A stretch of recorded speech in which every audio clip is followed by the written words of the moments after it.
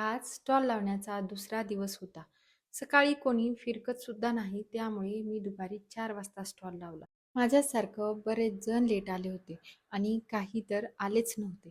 आजही फारशी गर्दी नव्हती, पण घेतलेलं काम सोडायचं नाही आणि शेवटपर्यंत निभवायचं या विचाराने आम्ही तिथे बसून राहिलो.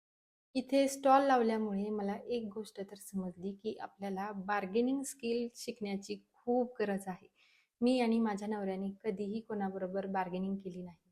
कारण असं वाटतं, की एक वस्तू विकण्यासाठी ते दिवसभर थांबलेले असतात आणि 5 ते 10 रुपयांनी आपलं असं काय होणार आहे?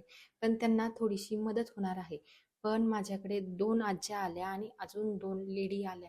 त्यांनी माझ्याशी 5 रुपयासाठी इतकी बार्गेनिंग केली. तेव्हा मात्र ठरवलं, की आता आपल्यालाही बार्गेनिंग शिकण्याची गरज आहे. एकंदरीत 2 दिवसाचा एक्सपिरियन्स खूप पैसे कमवणारा नसला तरी वेगळं काहीतरी झाल्यामुळे खूप आनंद देऊन गेला.